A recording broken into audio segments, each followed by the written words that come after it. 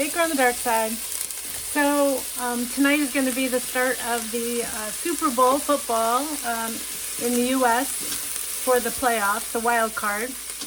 And I'm making chili. So we're going to use something different. We're going to use my Power XL Instapot. And this is one of my favorite things for soups and stews and chilies and anything that you want to make really quickly in one pan. So what I've done is I started with 1 cup of softened white onion with about a tablespoon of olive oil. So I'm softening this up, doing that, getting that ready. There's not a lot of prep to this. I had, normally I would use like ground beef or a ground turkey to make it healthier, but I had a big chunk of prime rib in my freezer from New Year's, and I thought, well, let's make a really fancy chili. So I have just sauteed up the onions, and the meat has already been roasted and cooked. So there's my, it's about a pound of prime rib. So I'm gonna dump that in, and I'm just gonna get it cooked in there, get it a little browned. And this is going to be a pretty simple chili. Sometimes I'll add a lot of vegetables, like green peppers, corn, all kinds of stuff. But I'm making this pretty simple, just to keep it quick and easy. So I'm getting that meat in there, browning it in there. All right, so the next thing I'm going to do is I am going to add, I have some weird things that I put in my chili to give it some umami. So we're going to add just a little bit, just a drizzle of honey, just to add some sweetness. I'd say a teaspoon. I'm going to add 1 teaspoon of cocoa powder. So, yep, actually chocolate cocoa powder. It's going to give it a richness. And then to give it a little more funk, I'm adding 2 tablespoons of fish sauce. Okay.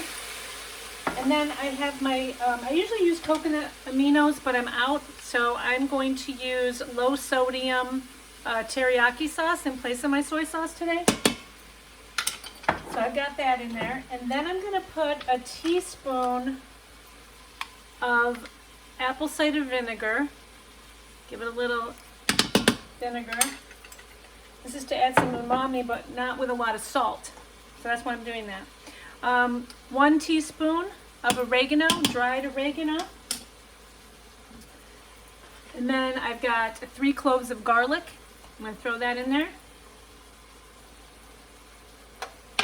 I am going to add, what? Light salt? Yep, light salt. I'm going to add my light salt. You guys know I only use the light stuff.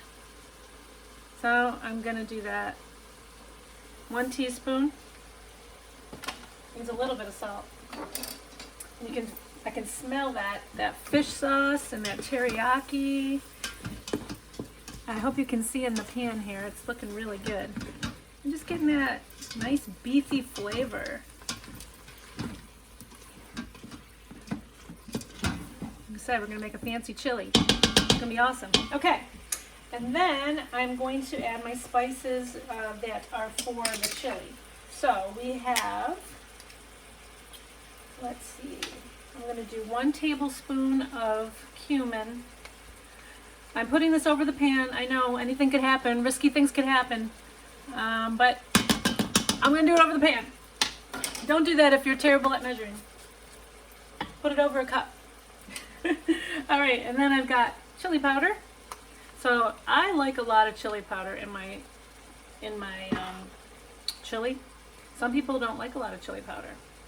So the minimum I would say you need is, you see I did that, is 1 tablespoon. But I like a lot, so I'm going to do 2 tablespoons. I would even go as far to say that I have done 3 tablespoons. I might add a little more because I do like it. Okay. There is another type of chili powder that I used once by mistake. It was called Chipotle hot chili powder. and it will make it hot. So don't make that mistake. Regular chili powder and chipotle hot chili powder are not the same thing. All right, so now it is looking really good. Did you see that? Look at that, smell-o-vision again, right? There's the steam. All right, so we've got the beef, we've got the chili, the cumin in there. I love cumin. I can't even make my chili or tacos without cumin. It is amazing. It's an amazing smell. It's just so good.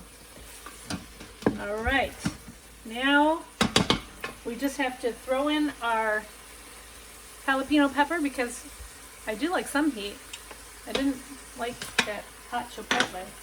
And then I had some leftover dry beans from when I made the baked beans because, like I said, I got a whole bag. So these are 2 cups of northern beans. I'm going to use northern beans. You can use any kind of beans you want.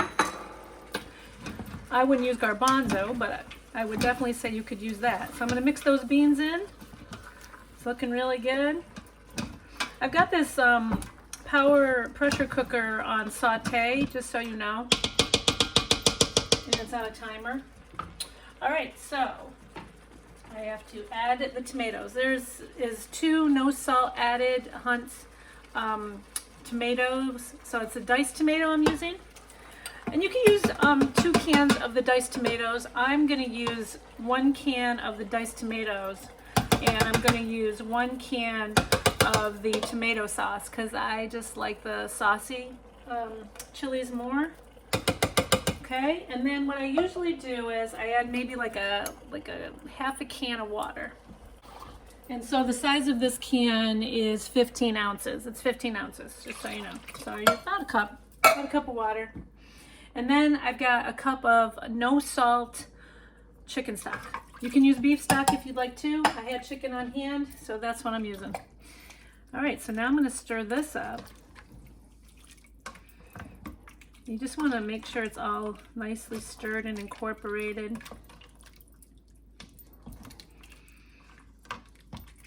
And scrape the sides. Make sure there's no spices hanging out on the sides. Okay.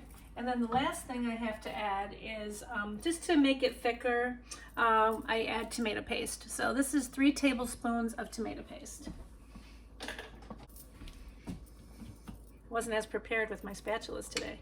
All right, so here we go. Gonna put that in. Any kind of tomato paste you like, it's fine. Also, you could use the diced tomatoes with the chilies in it.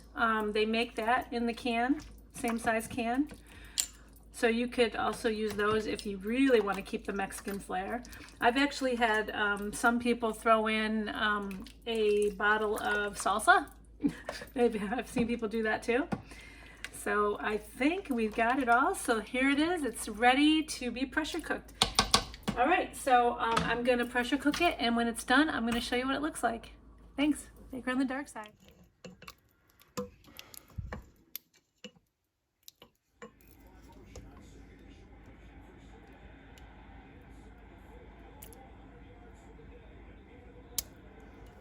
I guess we have